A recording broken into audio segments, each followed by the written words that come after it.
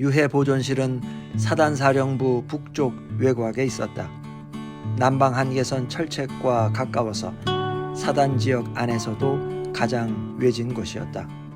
유해 보존 목적으로 따로 지은 건물이 아니고 버려진 막사의 내부를 개조한 가건물이었다. 건물 주변에 나무가 우거지고 덩굴이 외벽을 타고 올라가서 건물 안은 어둡고 축축했다. 내가 보존실을 보러 가는 날, 김민수 중위는 시화평 고원 발굴 현장에 들어가서 동행하지 못했다. 김중위는 사단 정훈참모부의 상사에게 나를 부탁했다. 나는 상사의 안내를 받았다. 보존실에는 상시 근무하는 인원은 없었고 담당 병사가 아침마다 청소하고 점검하는 정도였다. 뼈는 국적별로 분류되어 있었다. 국군, 인민군, 중공군, 유엔군들의 뼈가 별도의 진열장에 안치되어 있었다. 정강이 뼈와 허벅지뼈, 엉치뼈, 두개골이 낙엽 아래서 풍화되어 나무 젓가락만큼 가늘어져 있었다. 총탄 구멍이 뚫린 철모 안에 바스라진 두개골이 들어있었다. 새카만 뼈도 있었고 흰 뼈도 있었다. 출토지의 습도와 일광의 조건에 따라서 색이 달라진 것이라고 안내를 맡은 상사가 설명했다. 온전한 뼈는 별로 없었고 대부분이 두세 토막으로 부러져 있었다. 부러진 단면에서 개미집 같은 구멍들이 드러났다. 골집과 피가 흐르던 구멍이었지만 지금은 메말라서 바스라질 듯 위태로웠다. 풍화의 맨 끝자락에서 뼈의 구멍들은 다만 세포의 먼 흔적으로 남아있었다. 김민수 중위가 그려달라던 부분이 바로 저 단면의 구멍들일 것이었다. 확대시켜서 보아야 하겠지만 그 먼지 같은 구조의 흔적에 확대경을 들이댄들 거기서 무엇이 보인 것인가? 50년 만에 낙엽 밑에서 수습한 뼈가 어느 나라의 뼈인지를 어떻게 식별했느냐고 내가 묻자 상사는 뼈에는 국적이 없지만 함께 출토된 보급품을 분석해서 국적을 판단했다고 말했다. 찌그러진 수통과 녹슨 대검, 삭다 남은 군화 뒤축들은 뼈 옆에 진열되어 있었다.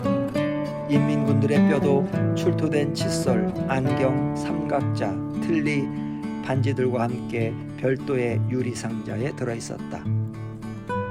왜 북쪽으로 돌려보내지 않나요? 가져가라고 했는데 북쪽에서는 혁명 열사의 유골에 손대지 말고 제자리에 놓아두라며 인수를 거부했습니다. 그래서 따로 보관하고 있죠. 곧 감회장 될 겁니다. 보존실 맨 뒤쪽에는 50년 전 정전 직후에 전투 현장에서 수습된 전사자들의 유류품이 전시되어 있었다.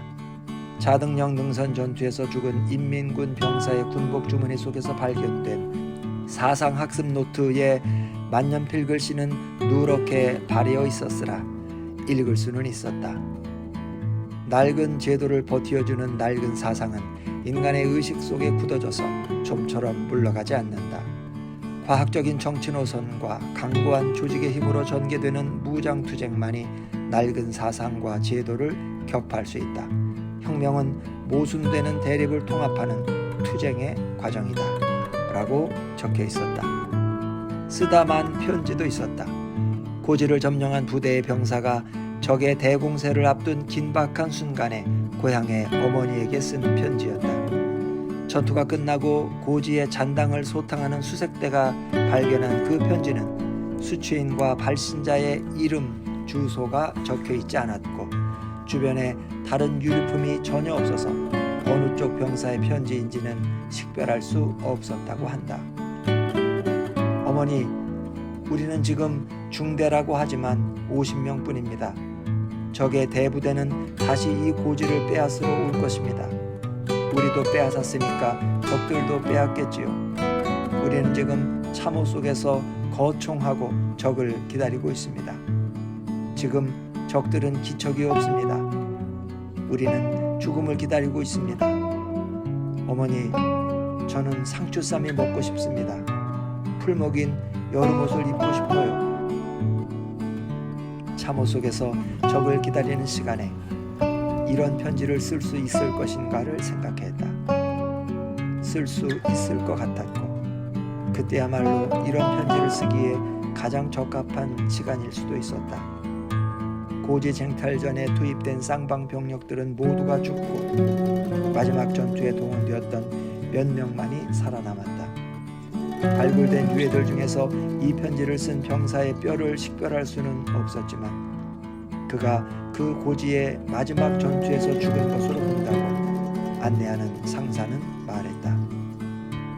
편지를 쓰고 죽은 병사가 어느 쪽 군대였는지는 식별할 수 없었다지만 상추쌈과 풀먹인 여름옷을 그리워하는 것으로 봐서 어느 쪽이라도 상관없을 듯 싶었다. 상추쌈을 못 먹고 죽은 그 병사가 사상학습 노트를 남기고 죽은 인민군 병사이거나 그의 총에 맞아 죽은 그의 적병이거나 그의 적병이 죽기 직전에 찔러 죽인 또 다른 적병이거나 별 차이는 없는 것이라고 상추쌈과 풀먹인 여름옷은 말하고 있었다.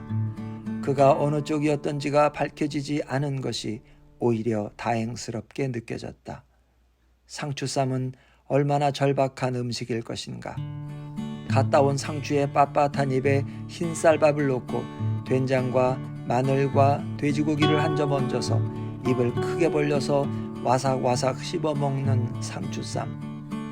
50년 전에 죽은 소속을 알 수 없는 병사의 상추쌈이 내 입맛 속으로 살아 돌아왔다. 살아서 상추쌈을 먹는 일이 문득 눈물겹게 느껴졌다. 이번 여름 휴가 때 집에 가면 가석방으로 출소한 아버지와 마주 앉아 상추쌈을 먹으면 어떨까? 그런 생각이 문득 떠올랐다. 문득 달려드는 생각들은 마음의 깊은 곳을 때린다.